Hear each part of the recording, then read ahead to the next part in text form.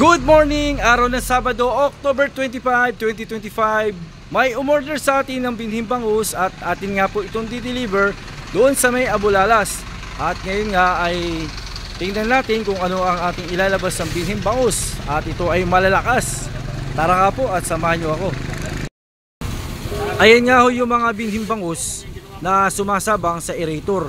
At ang lalakas ho at kondisyon na kondisyon sa tubig na mababang alat. At atin mo mapapansin at nagbibilang na nga po sila rito. At ayun nga po yung kumukuha ng nakakulay berde. Shoutout po sir sa buyer na kumukuha natin. At nagbibilang na nga po sila J, sila ka Jerry. Ayan o si ka, ayan o ang buyer. Shoutout po sa buyer natin.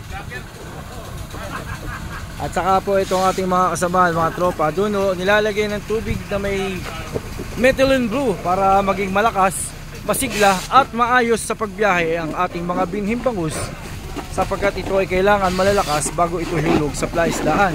At ito naman po ay pinapalipitan ang ating mga binhing bangus, yung mga plastic. Kasi po pag nilagyan ng oxygen, kailangan ilak. Hindi na ho nila ginagamitan ng goma para tipido sa gastos. At ito rin po ang ating mga ibang kukuha ng mga binhing bangus. Ayan, mga ano po yun, mga astig po yun. Ayan. Mga malalakas po yun. At ito na ho ang mga na-impake natin. Ayan, tingnan niyo po. Ayan, medyo may kaliitan lang po ngayon. Hindi katulad nung nakakaraan, mapakalalaki. Ngayon po ay 3, 4 at 5. May halong 3 na mahina po.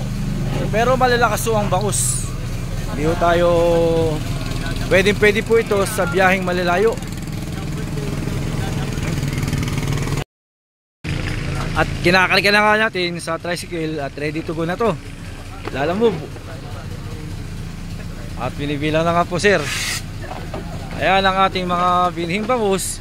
Buhat dito sa may Sitio Balot, San Jose, Paubong, Bulacan. At magaganda at quality ang ating mga binhing bangus. Natapos na ako namin ikarga ang binhing bangus at i-deliver na po namin ito sa Abulalas. So, ayan, ready to go na po. Tara, samahan niyo po kami. So, nandito na nga ho tayo ngayon sa Barangay Abulalas at i-deliver na ho natin yung binhing bangus. Dumating na ho tayo dito sa fish pond na ating paghuhulugan. At andito rin ho tayo sa tabi ng ES Dreams Private Pool and Events Place. Dito ho tayo sa tabi ho niyan. Ito ang plaisdaan na ating paghuhulugan ho. Tabi ho ng resort. Pinababaho na nga ho namin yung binhing bangus.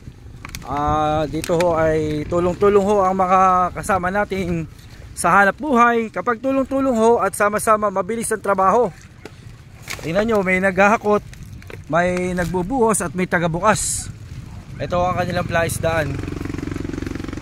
Kalilinis lang ito. Yung isang araw nilason nung ito Pinatay yung mga predators para hindi kainin ng siyab ang mga binhing bangus na iuhulog.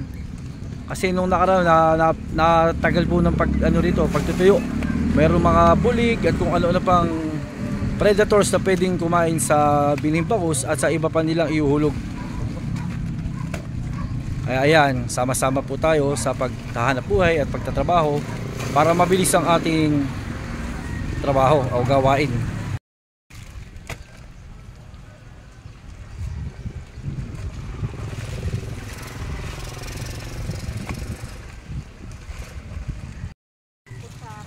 Sige, hagis mo kalito. Ayun, hinagis nga.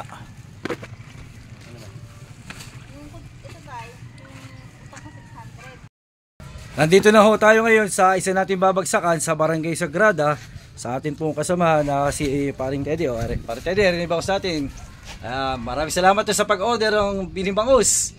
Maraming salamat pare. Maraming salamat po. Thank you.